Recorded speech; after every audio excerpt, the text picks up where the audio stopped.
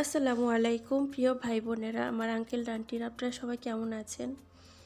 আশা করছি আল্লাহ পাকের অশেষ রহমতে যে যেখানে আছেন ভালো আছেন, সুস্থ আছেন। প্রতিদিনের মতো আরও একটি ব্লগ নিয়ে চলে আসলাম আপনাদের মাঝে। আশা করছি সবার কাছে ভালো লাগবে। তো প্রতিদিনের মতো আজকের ব্লগটা বাট আমি এখন আজকের ব্লগটা শুরু করলাম একদম উপর থেকে। উপরে চলে আসছি কাজ করার জন্য। আসলেই সকালবেলা ঘুম থেকে উঠে ওদের জন্য নাস্তা বানিয়ে ওরা নিচে চলে গেছে খাওয়ার জন্য। এদিকে আমি উপরে চলে আসছি আমার কাজগুলো করার জন্য। আসলে কাজগুলো যখন রুমগুলো যখন ফাঁকা থাকে তখন কাজগুলো করতে আমার কাছে অনেক সহজ হয় এবং ভালো লাগে। আর ওরা যখন থাকে তখন ওদেরকে ওঠো বসো, এখান থেকে সরো, এখানে যাও, মানে এরকম করতে আমার একদম বিরক্ত লাগে, ভাল লাগে না। তো এখন ওরা চলে গেছে নিচে খেতে। ওরা খায় আর গল্প করে, খায় আর গল্প করে, মেয়েরা, বাবা, মা, বোনেরা সবাই মিলে। তো ওই সময়টার মধ্যে আমি উপরে চলে আসি ছুটির সময়, কারণ তখন আমার কাজ করতে সহজ হয়। আর এদিকে দেখেন বাচ্চাদের বেড, তারপরে বিছানা, এগুলি ওরা যে রাতে ড্রেস চেঞ্জ করে ফালায় রাখছে। তারপরে এই এই যে দেখেন কি অবস্থা। তো যাই হোক, বাচ্চাদের ঘর এরকম থাকবে স্বাভাবিক। তো আমি করলাম একটু বেড কাভারগুলো আমি কালকেও কিন্তু সুন্দর করে গুছাইছি, একদম সুন্দর করে কর্নার টর্নার সুন্দর করে করছি। কিন্তু বাচ্চারা ঘুমায়, ওদের এরকম হয়ে যায়। প্রতিদিনই করি, কিন্তু ওইভাবে যদি করতে যাই তাহলে সময় অনেক লেগে যাবে। আর যেহেতু আমি একা, আমার আর হেল্প করার কেউ নাই, তো আমি আমার মতো আমি কাজ করি যে কিভাবে করলে আমার জন্য কাজটা সহজ হবে বা কিভাবে করলে অল্প সময় আমি কাজ করতে পারবো সব কিছু। তো আমি ওইভাবে করি। আমি জানি না আমার কাজগুলো কার কার কাছে কতটুকু ভালো লাগে, আমার কাজের সিস্টেমগুলো কার কার কাছে কেমন ভালো লাগে আমি জানি না। তো ইনশাআল্লাহ, তো জীবনে কখনো ভাবি নাই যে প্রবাসে আসব বা প্রবাসে বাসা বাড়িতে কাজ করব, কিংবা এত বছর দুবাই শহরে থাকব, কিংবা আরবিয়ানদের সাথে এত বছর থাকতে পারবো, সেটাও কখনো ভাবি নাই। সুবহানাল্লাহ। আসলে রিজিকের মালিক আল্লাহ পাক। রিজিক আপনার কখন কোথা থেকে আল্লাহ পাক দিবে সেটা কেউ জানে না। সুবহানাল্লাহ। হয়তোবা বিদেশে কষ্ট করতেছি, তারপর এখানে কষ্টের বিনিময়ে টাকাটা দিতেছে। আসলেই কষ্টটা, অনেকেই কিন্তু বিদেশে আসে, অনেকে আইসা 2-1 বছর থাইকা তারপর চলে যায়। তারপর অনেকে আছে বিদেশে আইসা 6 মাস টিকে না, আবার চলে যায়। আসলে সুবহানাল্লাহ, সবই হচ্ছে রিজিক। আমি আল্লাহর কাছে লাখ লাখ শুকরিয়া আদায় করি, আলহামদুলিল্লাহি রব্বিল আলামিন, যে এত বছর বিদেশ করে থেকে গেলাম। হয়তোবা ওইভাবে অনেক কিছু আমি করতে পারি নাই, আমি মিথ্যা কথা বলবো না। তো যাই হোক, এটি নাই বলি, দেশের বিষয়ে আমি নাই বলি। দেশে যাওয়ার পর আপনারা দেখতে পারবেন যে আমি এত বছর কি করছি বা কিছু। এখন এখানে বললে বলবেন রেহানা চাপা মারে, তারপর রেহানা ফালতু কথা বলে। তো মুখের কথা না শুনে চোখে দেখাটাই বিশ্বাস, আমার মনে হয় ওইটাই হয় বিশ্বাস। তো যখন দেশে যাব তখন আপনাদের সাথে শেয়ার করব, আপনাদেরকে দেখাবো যে এত বছর আমি বিদেশ করে কি করলাম। বা অনেকে আছে মাঝে মধ্যে আমার দুঃখ সুখ আমি আপনাদের সাথে শেয়ার করি, তখন হয়তো আপনারা ভাবেন, বলেন, অনেকে কমেন্ট করেন যে আপু তুমি এত বছর বিদেশ করে তুমি বলো কিছুই করতে পারো নাই, এটা কিভাবে সম্ভব? আসলে কিভাবে সম্ভব সেটাই হচ্ছে বিষয়। আছে, করছি, অনেক কিছু করছি, আল্লাহর কাছে লাখ লাখ শুক্রিয়া। অনেক কিছুই করছি, আবার ধরতে গেলে অনেক কিছু করা হয় নাই, যেমন আর কি, এই আর কি। তো আমি এখন পর্যন্ত আমি একটা বিল্ডিং বাড়ি করতে পারি নাই, আমি এখন পর্যন্ত একটা ফ্ল্যাট বাসা করতে পারি নাই। আসলে এত ফ্ল্যাট এটা সেটা, এত উচ্চতার দিকে আমার এত কোনো আগ্রহ নাই।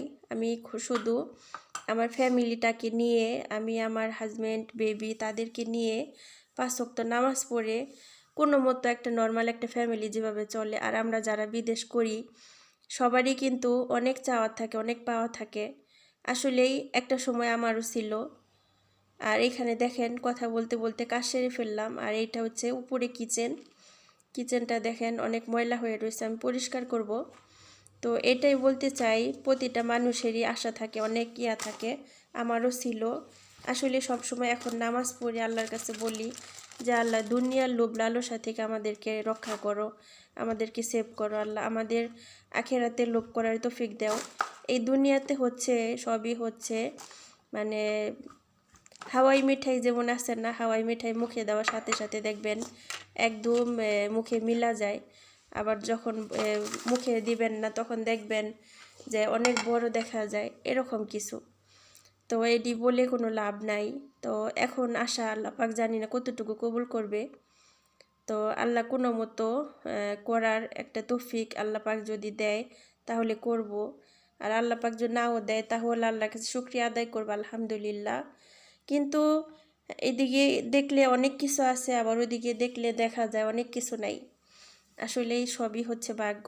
তো কিছু আপনাদের সাথে বললাম, বাকিটা আমি যখন দেশে যাব ইনশাআল্লাহ, আল্লাহ যদি আমার বাঁচায় রাখে, সুস্থ রাখে, ভালো রাখে ইনশাআল্লাহ, তখন আপনারা দেখতে পারবেন। আর আপনারা সবাই দোয়া করবেন, আমার হাজব্যান্ডের জন্য দোয়া করবেন, আল্লাহ যেন ওকে ভালো রাখে, সুস্থ রাখে, সেফ রাখে। আমার মেয়েদের জন্য দোয়া করবেন, আমার জন্য। আমি আপনাদের সবার জন্য দোয়া করি, আল্লাহ পাক যেন আপনাদেরকে দুনিয়া আখেরাতে অনেক ভালো রাখে, হ্যাপি রাখে ইনশাআল্লাহ। আর এইদিকে দেখেন, এটা হচ্ছে ডালাই মেশিন। সুবহানাল্লাহ, মেশিনটা দেখেন ওইখানে ইয়া হয়ে তারপরে দিকে মেশিন অটোমেটিক পাইপে ঢুকে যাচ্ছে, যেন ঢালাইটা সুন্দরভাবে ওনারা করতে পারে। আর পাইপটা অনেক লম্বা, অনেক লম্বা।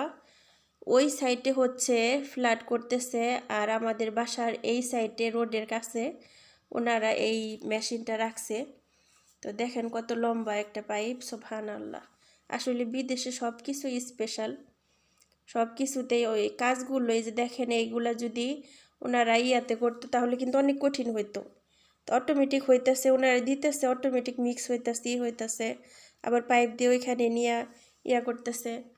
তো সহজ, বিদেশের কাজ অনেক কাজ হলেও আবার অনেক কাজ সহজ, সুবহানাল্লাহ। তো যাই হোক, দেখতে দেখতে বাসার কাজটাও ওনারা কমপ্লিট করতেছে। আর এদিকে দেখেন শুধু মরুভূমি, আর এই যে বালি, অনেক বালি উঠছে এখান থেকে, মাশাআল্লাহ তাবারাকাল্লাহ। তো এই তো আপনাদের সাথে শেয়ার করলাম। দেখেন মেশিনটা কত বড়, অনেক বড় একটা মেশিন। তো আমি আপনাদেরকে জাস্ট একটু ইয়া করে জুম করে দেখালাম। আর এই যে দেখেন, তো এখন চলে যাব নিচে, যে রান্না করব। আন্টিদের বাসার জন্য খাসির মাংস রান্না করে দিলাম নারিকেল দিয়ে। এই যে মাংস তরকারিটা একদমই রেডি।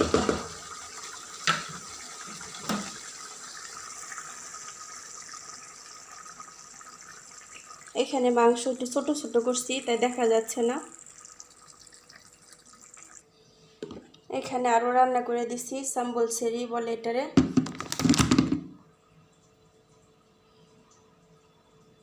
তো এগুলো ওনাদের বাসার জন্য।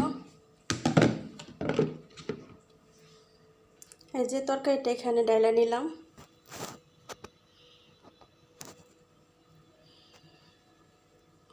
তো এই আর কি, রান্না শেষ করলাম আলহামদুলিল্লাহ। তো মমেনা নাই বিদায় আমার উপরে চাপ, রান্নাবাড়ি করে দেয় মাঝে মধ্যে আমি। তো আমি এতে কোনো বেজার হই না, কারণ মুরব্বী মানুষ, ওনার ইচ্ছে করে নিজের ঘরের কিছু খেতে, কারণ নতুন মেয়েটা রান্নাই করতে পারে না। তো আজকে দেখলেন উপরে অনেক কাজকর্ম করলাম, করে তারপর আজকে ওইভাবে তেমন কিছু শেয়ার করলাম না, আপনাদের সাথে কিছু কথা বললাম। জানি না কার কাছে কেমন লাগবে, সবাইকে বলবো সবাই সাপোর্ট করবেন। ভালো মন্দ মিলে এই জীবন, ইনশাআল্লাহ আমার অনেক কিছু শেয়ার করলাম। ইনশাআল্লাহ বাকিগুলো আমি দেশে গেলে আপনারা দেখতে পারবেন আসলে রেহানার কথা, রেহানার কাজ ঠিক কিনা, এক কিনা, সবারই কম বেশি আশা থাকে। তো দোয়া করবেন আল্লাহ যেন নেক আশাগুলো পূরণ করে ইনশাআল্লাহ। তো আজকের ব্লগটার বড় করব না, সবাই ভালো থাকবেন, সুস্থ থাকবেন ইনশাআল্লাহ। নেক্সট ব্লগে আবার দেখা হবে, কথা হবে। আজ এ পর্যন্ত, আল্লাহ হাফেজ, আসসালামু আলাইকুম। সবার জন্য অনেক দোয়া রইল, আল্লাহ হাফেজ।